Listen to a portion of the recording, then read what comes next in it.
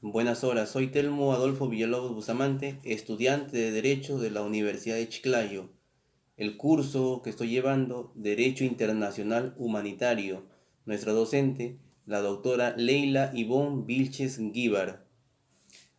El tema de investigación para esta oportunidad son las ejecuciones extrajudiciales en los penales El Lurigancho y Frontón. Quiero agradecer de antemano a nuestra docente por permitirme presentar mi trabajo de investigación a través de un video y a mis compañeros por la atención que prestarán a esta investigación. Voy a iniciar esta exposición con una pequeña reseña histórica tanto del penal El Frontón como del penal El Lurigancho. Para entender mejor el contexto, a la vez también haré un análisis de los antecedentes a aquella fecha donde ocurrieron aquellos lamentables hechos. El penal El Frontón también es conocido como la Isla del Muerto o la Isla Callao y está ubicada a 7 kilómetros del distrito de La Punta en la provincia del Callao. En la época colonial fue conocida como la Isla del Muerto, ya que muchas personas perecieron por la falta de agua o alimentos debido a la obligatoriedad de una cuarentena que allí cumplían. Al llegar la República, cambió su fin. Es así que a inicios del siglo XX adquirió mucha importancia, ya que se volvió la prisión de los delincuentes más avesados de nuestro país, además de mantener presos políticos como Fernando Belaúnde Terry en la época de la dictadura militar. La cárcel que se encuentra en esta isla lleva el nombre del penal San Juan Bautista. Hoy en día luce sus paredes amarillentas ya que está abandonadas y que dejó de funcionar a partir de los sucesos del año de 1986. El penal del Lurigancho, conocido también como CRAS o Centro de Rehabilitación Social, fue inaugurado el 14 de diciembre de 1974 durante el gobierno de Juan Velasco Alvarado. Desde esa época, dicho reclusorio forma parte de la historia de Lima y de nuestro país, resistiéndose a desaparecer como ha ocurrido con el penal El Frontón y el penal El Sexto.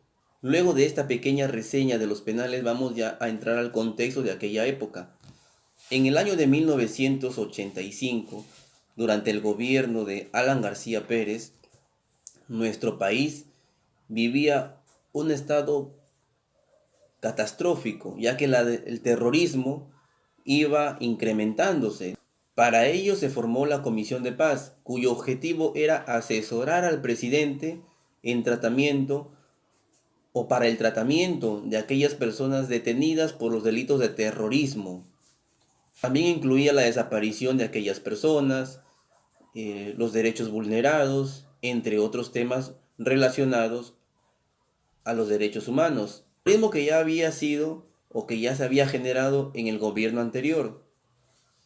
El 12 de febrero del año 1986 se nombra una nueva comisión de paz y fue esta comisión la que se encargó de ver los derechos vulnerados, las investigaciones de los desaparecidos, de los casos El Frontón y El Lurigancho. Lima y Callao habían sido declarados en estado de emergencia el 7 de febrero y se había declarado el toque de queda hasta julio del siguiente año. Un aspecto importante de esta investigación es la situación agitada que se vivía en aquellos momentos o en aquellas épocas en los penales, ya que muchos de los internos eran personas investigadas por los delitos de terrorismo, a quienes Sendero Luminoso los consideraba prisioneros de guerra. Sendero Luminoso vio esta situación como el momento propicio para llevar a cabo sus fines políticos, planes políticos. Esta situación no fue advertida por nuestros funcionarios o por nuestros gobernantes de aquella época, ya que no hicieron nada por desarticular a este grupo que se encontraba dentro de los penales. Es así que vamos a llegando ya a las situaciones previas o momentos que se vivieron en nuestro país antes de los sucesos ocurridos en los penales El Urigancho y El Frontón. Y es así que el 3 de abril de 1985 se produjo un motín en el penal San Juan Bautista, en el cual tomaron como rehenes a 8 trabajadores de dicho centro penitenciario y fueron los reclusos o internos investigados por delitos de terrorismo los que llevaron a cabo este motín. Este conflicto fue resuelto el 17 de ese mismo mes con la elaboración de un acta donde se suscribieron 24 puntos, entre los cuales existieron, por ejemplo, el no traslado de los reclusos de terrorismo a otras prisiones de máxima seguridad. Este acuerdo fue firmado por el Ministerio Público, las autoridades del penal, abogados, familiares de los internos, entre otras autoridades. Así fueron liberados los rehenes y los internos devolvieron el armamento que se habían apoderado con el motín. De acuerdo a una publicación del diario El País, la cual es una versión totalmente distinta a lo ya esgrimida por la Comisión de la Verdad y Reconciliación Nacional, y menciona lo siguiente: no es verdad que los presos políticos o terroristas se hayan levantado simultáneamente en Lurigancho, El Frontón y en la cárcel de mujeres. Y menciona que en cada caso es posible determinar cómo fueron provocados los internos. Y es más, menciona que fueron sometidos sin resistencia alguna. Menciona que en Lurigancho, en la semana anterior a los hechos, se produjo una clasificación de los internos y que el personal del INPE entró al pabellón sin encontrar resistencia y sin encontrar armas. Y se procedió a retirar a los presos comunes que habían convivido con los internos investigados por terrorismo. Igualmente fueron retirados los presos políticos calificados como terroristas, pero que eran miembros o integrantes de los partidos de la coalición de la Izquierda Unida. Y además menciona que se les quitó el suministro de alimento y agua. Los terroristas presentaron un recurso de apelación ante el juez competente. El juez declaró procedente y fundado el recurso de apelación y ordenó a la administración penitenciaria el cese de estos actos de provocación hacia los internos. El 4 de octubre de 1985 se produce un nuevo motín en el penal de Lurigancho. El motín provocó la muerte de 30 internos del denominado pabellón británico. Después de este hecho, el 31 de octubre de 1985, los internos y las autoridades firmaron un nuevo pacto o una nueva acta de respeto a la acta que se había firmado ya meses anteriores, donde se establecieron los 24 puntos. Los internos iniciaron acciones legales diciendo que las autoridades penitenciarias no habrían respetado esta acta y que además se habría creado un grupo de exterminio. El día previo a los hechos, el 18 de julio de 1986, los presos por terrorismo de las cárceles de San Juan de Lurigancho, del Pabellón Azul y Santa Bárbara, la prisión de mujeres, se amotinaron en forma coordinada, tomando como rehenes a los trabajadores y a 3 periodistas. Los amotinados presentaron una serie de requerimientos, entre los cuales su negativa de ser trasladados a otros centros penitenciarios de máxima seguridad, así como también pedían la eliminación de las requisas, cierre del penal Canto Grande y las mejoras en las condiciones de vida.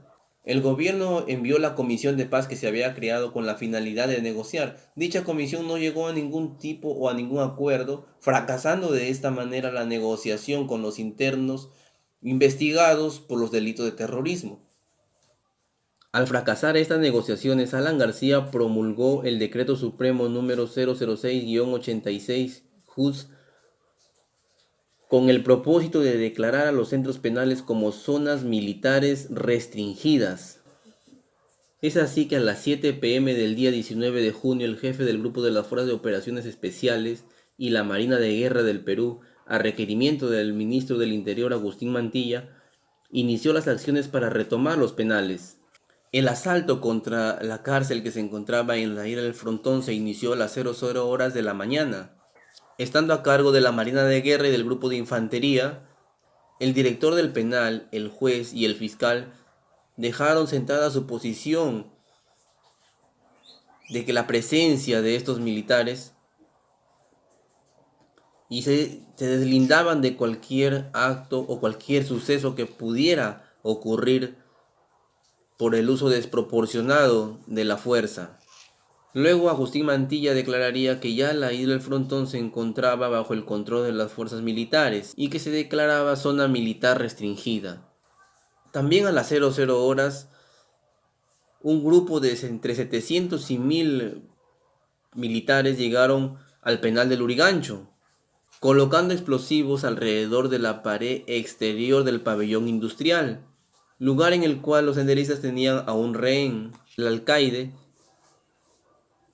dejaba constancia de que ellos contaban con los medios necesarios para sofocar aquel momento en el pabellón industrial y que los internos no se encontraban armados. Ya la noche del 19 de junio, después de los ataques con bazooka, con granadas y armamentos de guerra, dejando un saldo de 124 senderistas muertos, un testimonio de 3 marinos ante la CVR, la Comisión de la Verdad y Reconciliación. Ellos mencionaron que varios terroristas que se habían rendido habían sido asesinados ya indefensos. Entre los internos fallecidos o asesinados, tanto en el penal del Frontón como en el penal del Lurigancho, suman alrededor aproximadamente de más de 300. La Corte Interamericana de Derechos Humanos, en el caso que fue llevado por la Comisión Interamericana, por 2 personas que desaparecieron en aquella noche del 18 de junio de 1986, y que la sentencia emitida por la Corte Interamericana de Derechos Humanos obliga a nuestro país a pagar las indemnizaciones y sobre todo a investigar y a dar con los responsables de aquellas muertes ocurridas en aquellos penales. En el caso de Durán y Ugarte versus Perú, los hechos se enmarcan a las fechas 14 y 15 de febrero de 1986, con la detención de Norberto Durán Ugarte y Gabriel Pablo Ugarte Rivera por efectivos de la Dirección contra el Terrorismo en el Perú. La detención se basó en una presunta participación de acto de terrorismo el 4 de marzo de 1986, fecha en que fueron trasladados por orden judicial al penal El Frontón. El 18 de junio de 1986, como ya estábamos analizando, se produjo un motín en el centro penitenciario donde se encontraban dichas personas. Aquel día se produjo la muerte y lesiones de muchas personas que se encontraban privadas de libertad. Los cuerpos de Norberto Durán Ugarte y Gabriel Pablo Ugarte Rivera nunca fueron encontrados, a pesar de haberse interpuesto una serie de recursos. No se realizaron mayores investigaciones ni se sancionó a los responsables de los hechos. Finalmente, la Corte Interamericana de Derechos Humanos, como ya les había mencionado, sentenció a que el Estado peruano les pague una reparación civil de $125,000 a los familiares de estas personas desaparecidas y que se realice una exhaustiva investigación para dar con los responsables de estos hechos. En el caso de análisis Durán y Ugarte versus Perú, enumera una serie de derechos que se le habrían vulnerado a estas personas. Entre ellos tenemos el derecho a la vida, el derecho a la libertad personal, el derecho a ser escuchado, el derecho a la protección judicial, el derecho a las debidas garantías por un juez imparcial. La Penal Nacional consideró el delito de lesa humanidad por la matanza de 135 internos en el penal El Frontón en el año de 1986, por lo cual se procesó a 34 exmarinos por ser o por considerarse supuestamente los autores de estos delitos. Además, el magistrado Edwin Campos Barrenzuela en aquella época determinó que se habrían cometido supuestamente los delitos contra la vida, el cuerpo y la salud, asesinato con ferocidad y explosión en este caso. En las conclusiones del presente trabajo de investigación tenemos que existió vulneración de los derechos humanos de los internos de los penales El Frontón y el Lurigancho. Los hechos ocurridos en esos penales corresponden a delitos de lesa humanidad. La Corte Interamericana de Derechos Humanos reconoció y sentenció a nuestro país por la comisión de delitos contra los derechos humanos. Y nuestra última conclusión, que la Corte Interamericana reconoció y sentenció a nuestro país por la violación de los derechos humanos. De esta manera llego al final de mi exposición, agradeciendo a nuestra docente y a mis compañeros por su atención. Muchas gracias.